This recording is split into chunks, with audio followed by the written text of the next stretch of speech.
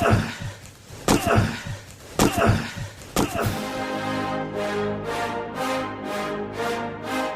rolls out to the right, pitches off to Taylor, and Taylor's to the 20, down to the 15, down to the 10, 5, 4, 3, 2, 1. Touchdown, Billy Taylor! Touchdown, Billy Taylor! Billy Taylor scored a touchdown from 21 yards out.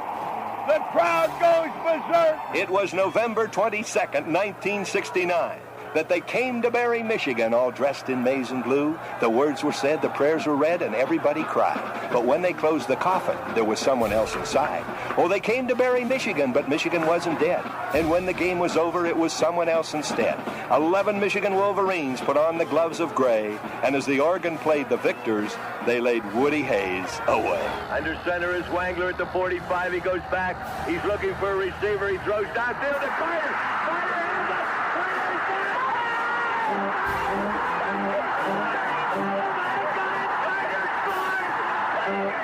Who's got it better than us? Nobody!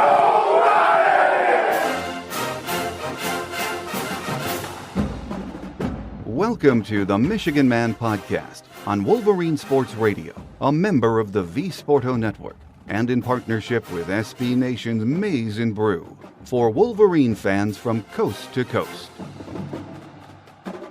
Go Blue, and welcome to our Minnesota Visitors Edition. I'm your host, Mike Fitzpatrick. Joining us will be the radio play-by-play voice of the Golden Gophers, Mike Grimm. Before he joins us, just a few thoughts and my view from Section 17. There was not a single negative I could find in our performance against Nebraska Saturday. It was a complete performance, and I think a sign of things to come. This week we stay on the road for a night game against Minnesota. They are 3-2 and have been somewhat of a Jekyll and Hyde team so far this year. They look very good for periods, and then the wheels fall off for long periods in games. Probably because this is a very young team, and Coach P.J. Fleck is trying to fit the pieces together on the fly. It hasn't helped they've had numerous injuries at the skill position so far. We are 20-point favorites as of right now. As fans, we might be tempted to say this is a team we should roll. As coaches, Jim and staff take the opposite approach. They'll be harping on the fact that this is a big stage for the Gophers, and we will get their best shot. There's no doubt about that. It's another opportunity to get better, take these guys seriously, and take care of business on the road. At his Monday presser, P.J. Fleck was asked if this was the best Michigan team he's coached against. When you go back and what is the best, which isn't the best, and we've played some really good teams since we've been here, I would say this is probably, they are one of the best. I think that's a subjective answer based on that, and we're kind of in the middle of the film, so I'm not through it all, but we've watched a lot of it. I think they're one of the deepest, for sure. It doesn't matter who is in that football game. It just seems like they're always fresh because they have so many great players. And they do such a great job of rotating them, and they all make plays. And they are, and Coach Harbaugh does a great job of promoting team, right? The we fence, right? And I love that. I mean, I love that, what he called the we fence, but it's true. When you watch their team, they all talk about the team. They all play for the team. Sometimes you can't tell who's in the game and who just made that play because there are no – just one guy's the star. They're all the stars that make up their team, and that's hard to do. It's hard to create, and I think he's done a great job of creating, I think, one of the best teams in the country. PJ had high praise for the Michigan defense and head coach Jim Harbaugh. Their defense has 7 of the 11 returning starters from last year, and not only that, it's not a freshman sitting behind them. It's another transfer, or it's another senior, or another graduate. I mean, these guys are good.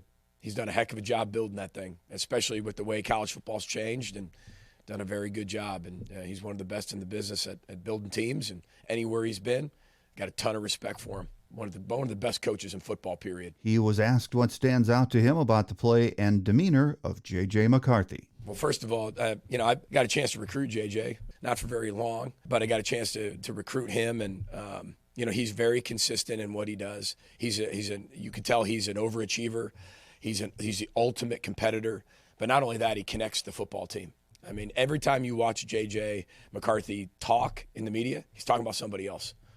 He's talking about somebody else. He's talking about his teammates. He's talking about what makes – somebody asks him a question about himself. He's talking about, well, these guys make me better. That's a selfless teammate. And you get back to, Coach Harbaugh's defense, and he's all about the team. And his players speak the exact same language he does. That's when you know you have something. When the best players, right, are not only the hardest workers, but when they're in the media, they sound just like their head coach. That's when you have something really special, and that's authentic. It's real. But he's very efficient. And throwing the football, I mean, he's got a high completion percentage. Their run game sets up their pass game and unravels a defense very quickly. They can run the football with efficiency and make the game really short. They control time of possession, and he's a big distributor of that. I mean, he's the ultimate assist, like in basketball. Just continues to collect assists. Very efficient player and ultra competitive, you can tell, and all about the team. So nothing but praise for him. My guest today says this Minnesota team has been hard to figure out. They are better in some phases of the game than he thought they would be and are not playing well in areas he considered strengths before the season. Helping us to get to know the Gophers from the inside is their radio play-by-play voice, Mike Grimm. So stay with us.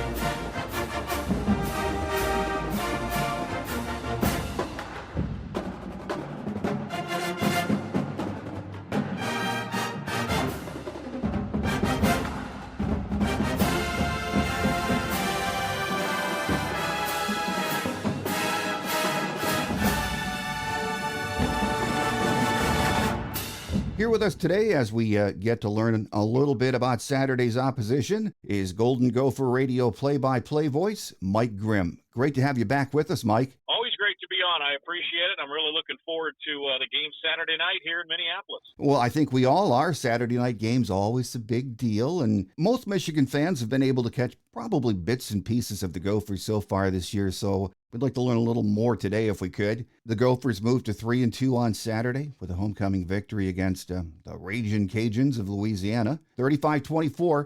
That was a tight game until the Gophers pulled away in the second half, wasn't it, Mike? Yeah, Minnesota trailed at the half by 3, and then they really did dominate the second half. They got touchdowns on their first 2 drives. They got a couple of interceptions and really took control of it. They were up by 18 with 3 minutes to go and then gave up a long it was 4th and 1 around midfield and gave up a long run to cut it to the final margin of 11. But they really did control the second half, but it did get a little dicey. I know there were some very nervous Gopher fans at halftime, and Mike, that's really the way this season has gone for Minnesota. It's been a little choppy. There's been some good, there's been some bad.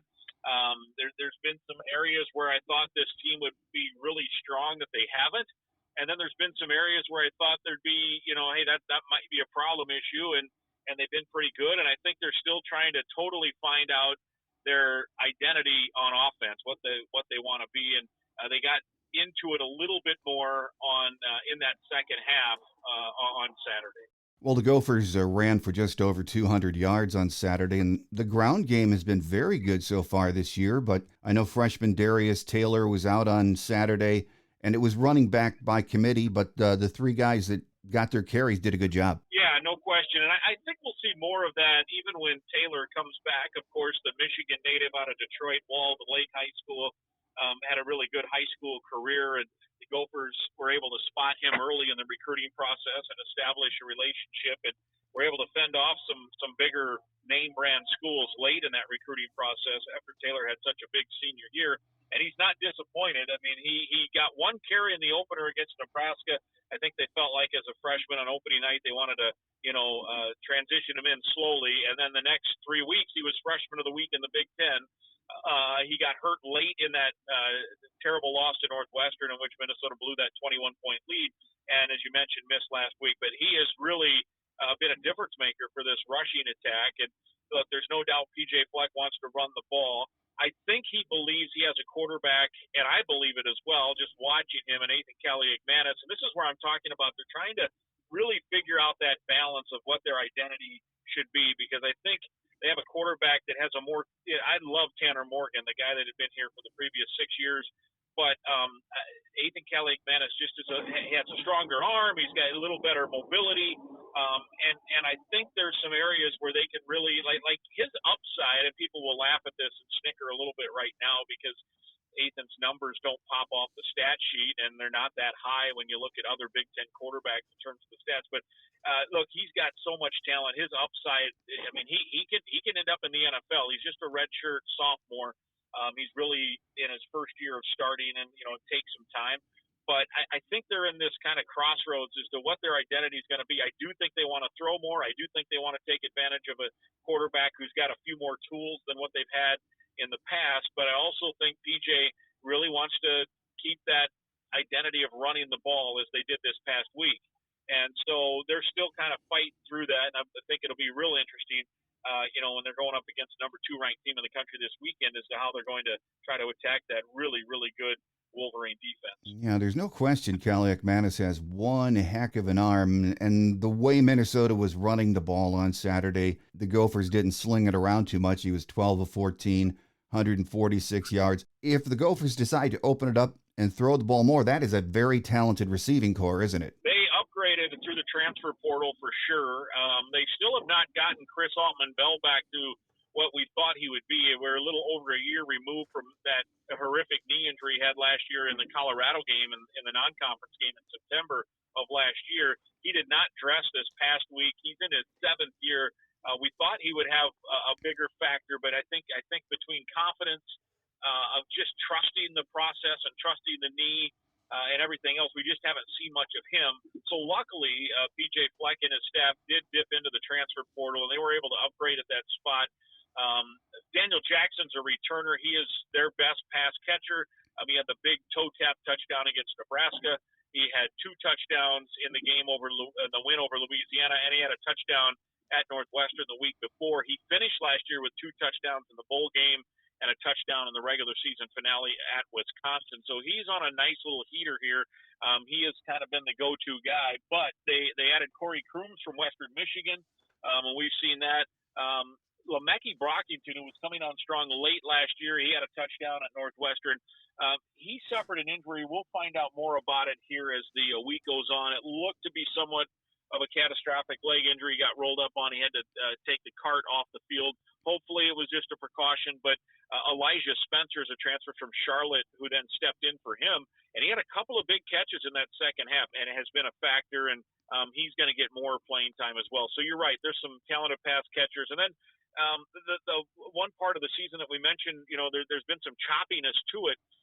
In a little surprise that Brevin Spanford, the multi-talented tight end, big guy, great blocker, great pass catcher, unbelievable athlete, spent much of last year hurdling over defensive backs, could have gone to the NFL and chose to come back because he loved the program, loved the school, thought maybe if he had a real big year he could work his way up the draft board, and he just hasn't shown. The numbers aren't popping. He's dropped a few passes, and I think he's healthy, and so maybe this is a weekend under the lights that he has a breakout game. I say breakout because he just hasn't had that remarkably, because he is so talented. So we'll see if he gets on the same page as the quarterback and has an impact. And I think that may be one way that Minnesota can make this a contest, is if they get him involved a little bit more. But I kind of count him in that group of receivers, even though he's technically a tight end, that can certainly be a weapon for this Gopher offense. Well, let's talk about that Gopher defense for a minute or two, Mike. They lost a lot of talent after last season, and that was really a good defense. It looks like the strength of this year's defense is the secondary, with Tyler Nubin, who's one heck of a player, Justin Wally at corner. They are a big-time combination, aren't they? They're really good, yeah. And, Wally has all Big Ten potential. Nubin is a returning all Big Ten caliber player. And they're who I would call their second best defensive player, linebacker Cody Lindenberg. He has not played yet. He has some sort of an undisclosed leg injury. It really hasn't been made that clear as to what it is. I had him projected as an all Big Ten kind of player. And that's a big miss. It's a big loss to miss him. And so this defense is also kind of searching for an identity, as you mentioned. Maverick Baranowski has been a redshirt freshman filling in for him at the middle linebacker spot. He's been good, but as freshmen might do, he's made a few mistakes here and there. I mean, he has a bunch of tackles and he's doing most of the right things. So they've survived it, so to speak. And you're right, this defense has been good now. Last year they were top 10 in points, fewest points allowed, fewest yards allowed. The year before, the same thing, and they did have some holes to plug. They got a couple of guys from that team last year that are on NFL rosters on the defensive side, including Jordan Howden at a safety and Terrell Smith at a cornerback spot, one with the Bears and one with the Saints. So they had some holes to fill, and they didn't have a particularly good game at North Carolina. But I don't know how many defenses will, because they've got that kid named Drake May who, he's going to be a top 10 draft pick likely. And then inexplicably, nobody really can put their finger on what happened in that fourth quarter at Northwestern. The Wildcats just are not a great team, frankly, this year, and they've been struggling and hadn't won a game against a Big Ten team on home soil in, I think, 2 years. And the Gophers had that game in hand. 10 minutes to go, they're up 21 points, 31-10 with the ball. And inexplicably, and it wasn't even a meltdown. It was just one of those weird things. Northwestern just started making plays, and Minnesota didn't. And all of a sudden, it's overtime, and you're left walking away from there just if you're a Gopher fan, devastated, wondering how they lost that game. So they got they're just not quite yet clicked like maybe I thought they would.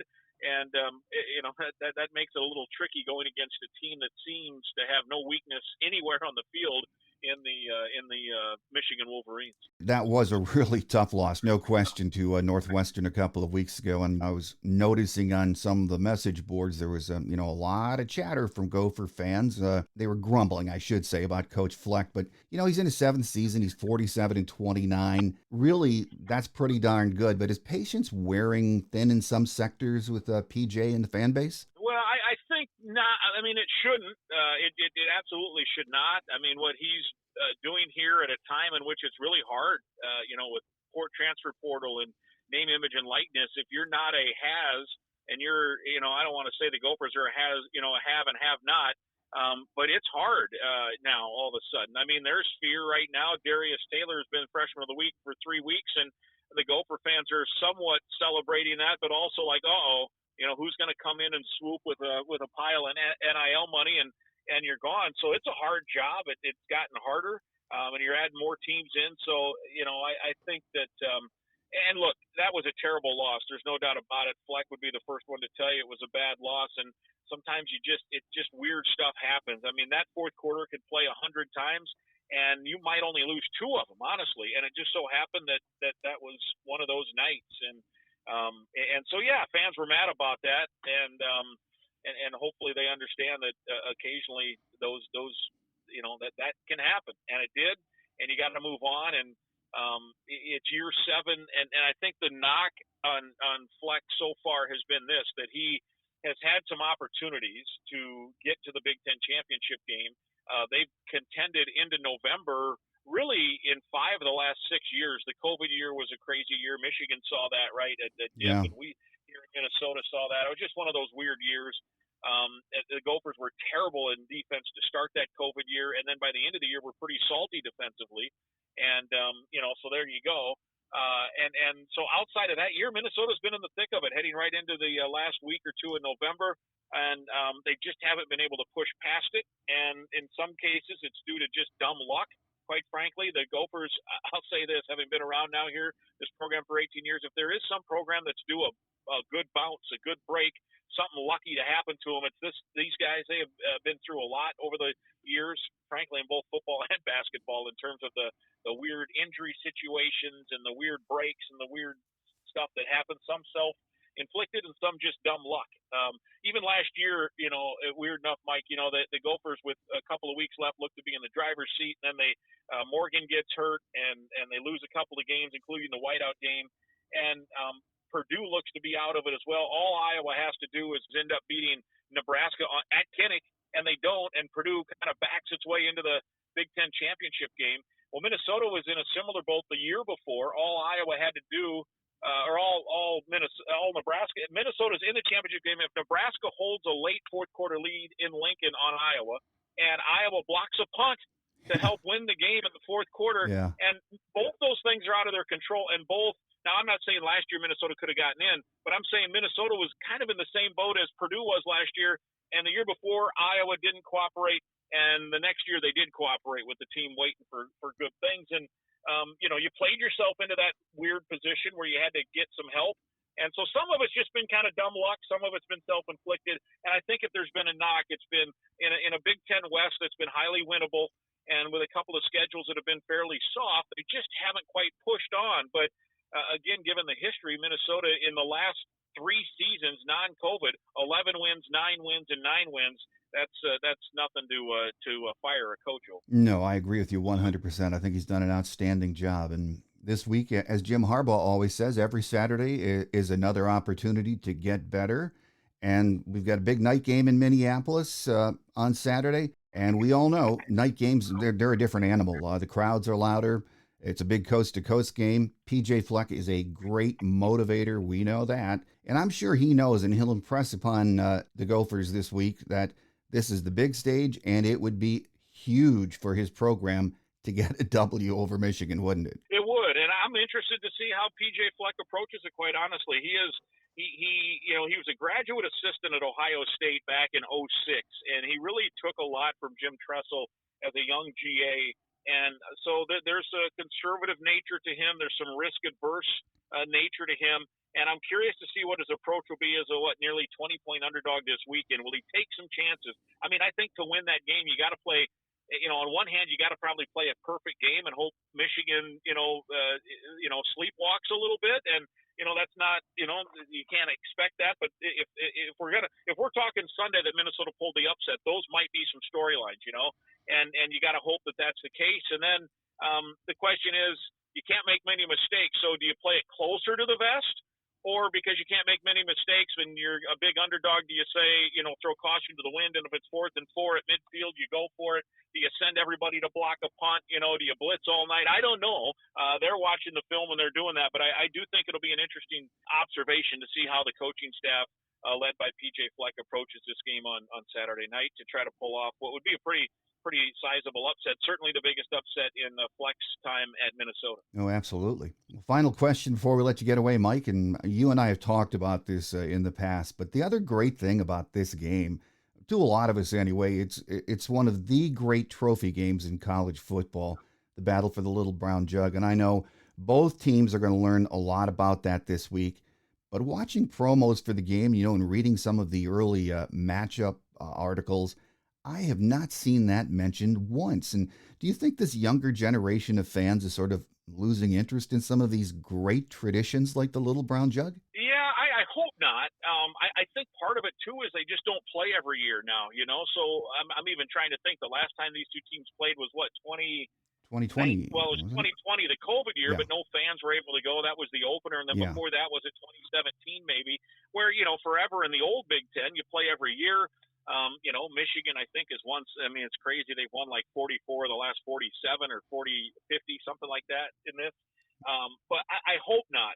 But I do think part of it is that they just, it's not something that's every year. Like I can tell you locally here, the Gophers play for some great rivalry trophies, including the Jug, which, is the oldest sports trophy in college football. Yes. It's the oldest one. It's the oldest rotating trophy. I think its origins go all the way back to 1903 when, I don't know, they were taking stagecoaches to games from Ann Arbor to Minneapolis, I think. I don't know. It was a long time ago. And to the point where like a 22-cent jug was important enough to ship back, and that's how it got all started. But the Gophers also play for Paul Bunyan's Axe against their border rival, Wisconsin, and that is the Gophers have won that 2 in a row. That's prominently displayed at the Gopher football complex, as you'd guess. And they play for Floyd of Rosedale at the border rival Iowa, and those trophies are never forgotten.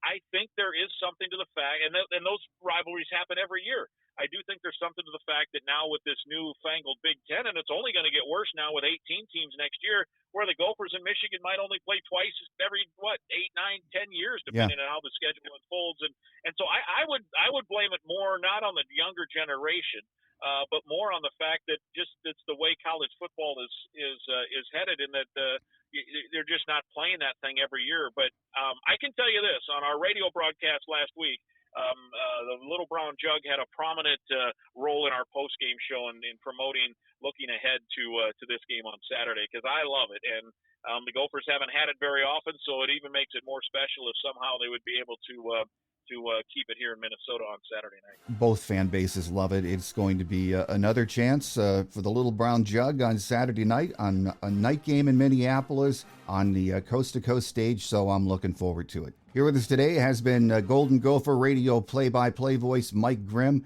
Mike, always great to have you join us, and I know it's only every so often now, but you're a great guest, and we look forward to another visit soon. Sounds good. I'm looking forward to it as always, and it should be, let's hope it's a good game on Saturday night.